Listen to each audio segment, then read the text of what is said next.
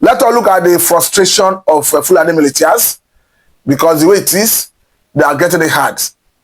Remember that before now, I told you that, of course, the man Turji Bello is seeking for peace, having been facing serious battle and serious bombardment from Nigerian forces. But the way it is, for those who always ask, where is the video evidence?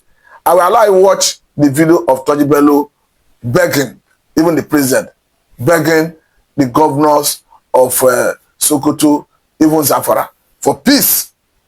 Though he spoke in Hausa, but I will do well to give you explanation of what he was saying, other than the conversation that ensued in that his small piece. But I think it's good that the government should realize that there's every need to come hard, even harder on him, to either one, arrest him and prosecute him to act as a deterrent to others, or secondly, he should be neutralized in the feed. But watch him as we come back to further this conversation. Sunana Muhammadu Bello Turji, insha Allah ta'ala, wannan faifan bidiyo za mu fitar da shi yau muna Alhamis 7 ga watan 8 shekara ta 2025. Insha Allah al'umma musulmi muna wa kowa da kowa fatan alkhairi insha Allah. To dama yan uwana musulmi ba wani abu bane muke son mu faɗa, sai dai abun da yake zuwa yana dawowa saboda rashin fahimta na waɗansu mutane kudan da ke zuwa suna zaune cikin ofis ko kuma suna zaune kamar cikin ɗaki guda an kewaye su suna taɓaɓatu suna cewa ba a sulhu da muwa ba a sulhu da muwa. To mu ba ma ce dole sai an yi sulhu da mu ba, ko kuma a'a ala dole ba ta hanyar da za a yi sulhu da mu, ko kuma mun ce a'a ga wata wadda za a yi. Mu dai abinda muke nema zaman lafiya, domin da manomi da makiyayi da ɗan kasuwa kowa je ci gaba da hulɗar shi. Su kuma wasu waɗanda ba su tsoron Allah masu ci da addini suna nan sun fake kullum cikin ɗaki guda suna cewa sai sun ba a sulhu. Gwamnan Sokoto Allah ya kare shi, Allah ya kare Tinubu.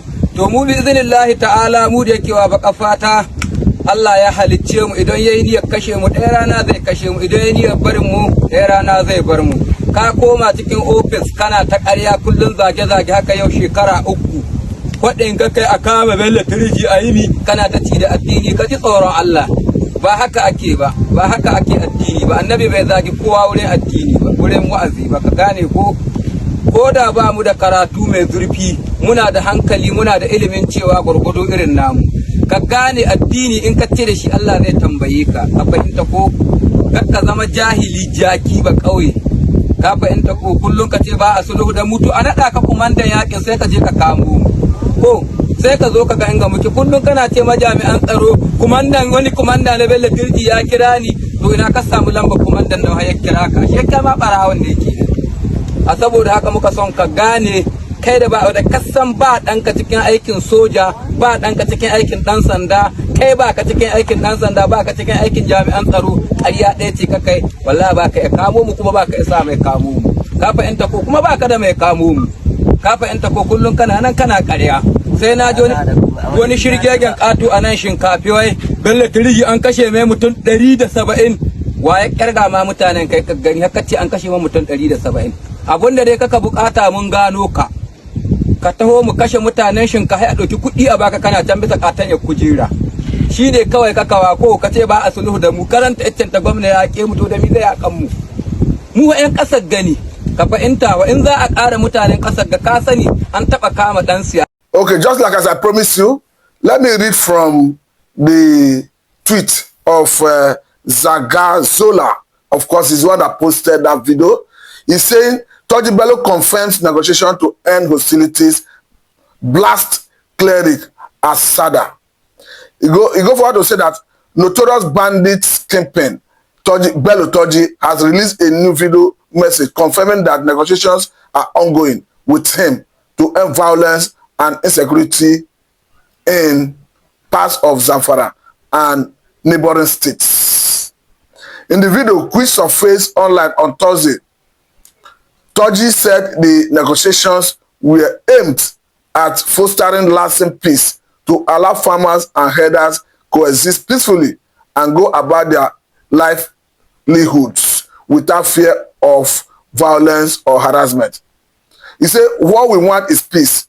Peace that will enable Fulani herders and Hausa farmers to live without fear or oppression, Turji said in Hausa language. The terrorist commander, however, launched a scattering attack on his critic, Sheikh Turji Bello Asada, on an Islamic cleric who had recently dismissed reports of any negotiation between the terrorist leader and government representatives. Turji accused the cleric of deliberately misleading the public. You sit in the hall, that is mosque, surrounded by people and on social media, saying there are no talks. If you are here, if you are brave, come and lead the security forces to arrest me yourself, since that is what you always preach, he said. The federal government and Zamfara state authorities are yet to officially confirm the ongoing negotiations. Let me at this point say that it will be unacceptable for the government to start negotiating with Turji Bello or even Ado Aleru, who recently held meeting with the Zamfara and Zamfara state governor and of course the Katsina state governor. The best the government could do is to, one, neutralize him in the battlefield, or secondly, arrest him, bring it to book. That's arrest him, prosecute him, and bring it to book to act as a deterrent to others. Because if the government go ahead to negotiate with him, it means they are rewarding crime. It means the lives of those soldiers who have died, suffered in the hands of Turji Bello is not valued. Because this same person who the other time celebrated burning that military vehicle. So as far as I'm concerned, there's no justification behind federal government negotiating with Turji Bello. The only thing the government needs to do is to go ahead and acquire monopoly of coercive power. That is what is needed as a government, to be able to police every inch of Nigeria's territorial integrity. That is what the government needs as a government. I could recall in sometime 4 or 5 years ago, when the 27-year-old Philip Wanton, an American citizen, was already, of course, kidnapped, taken to Sokoto State. The American Navy SEALs came here rescuing on horse. That is capacity. We saw the expertise with which the American government, under the first administration of Donald Trump, took out Soleimani, an Iranian military diplomat. That is what we call expertise, competence. As a matter of urgency and necessity, our government needs to acquire monopoly of coercive power to police every inch of Nigerian territorial integrity. Anything short of that is not making us look, look weak.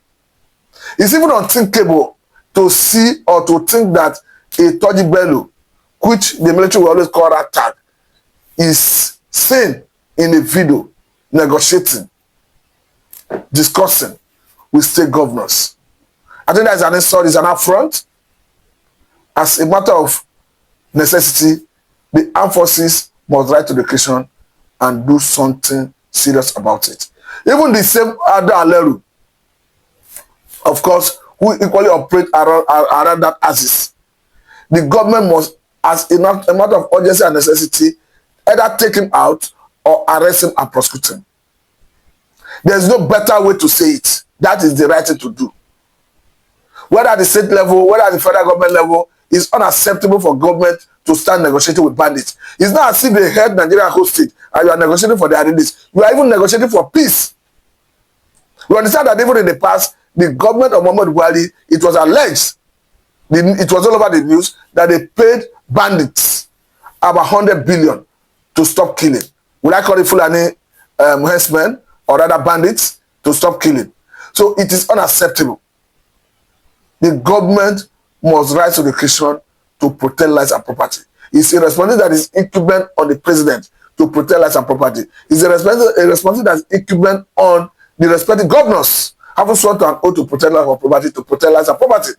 Because the constitution is very clear, particularly section 14, section 2B of 1999 constitution as amended. It said the welfare of the people and their security shall be primary purpose of governance. So to that extent, the government must live up to their responsibility to protect lives and property. Nobody will accept negotiation with bandits. The government must protect lives and property. Because I note with concern the recent disaliving of some persons in Zamfara State under the same circumstance, where we understand that about 50-something persons were kidnapped, abducted, and were asked to pay ransom of 1 million each. It turned out that those that could not raise the ransom were disalived. It's unacceptable. Because the only thing they commit is being Nigerians. The only thing they commit is living in an environment where there's insecurity. And the government owed them a responsibility to protect lives and property. I equally note with concern the statement that came from the Zamfara State governor, of course, where he made it very clear that as a governor, there's nothing he can do. And he equally admitted that, of course, that as a people, they know that these are people who come from their locality.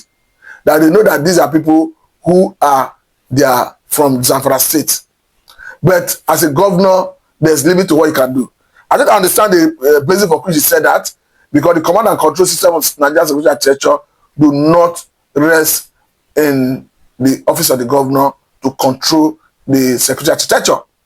Because even the commissioner of police in the state do not report or take order from the governor. Of course, their command and control system comes from Abuja, directly from the office of National Security Advisor, who in turn reports to the president. I'm not saying that system should be jettisoned, but we should have a way of incorporating, integrating the locals into the security arrangement if we must see an end to all of this. Because the way it is unacceptable that Nigerians will be having this type of nightmare in the hands of bandits. It is a thing that the government, the three tiers of government must synergize to address. Because until we have a situation where you can travel from Lagos to Abuja, Abuja to Kano, Abuja to Kaduna without fear of being kidnapped.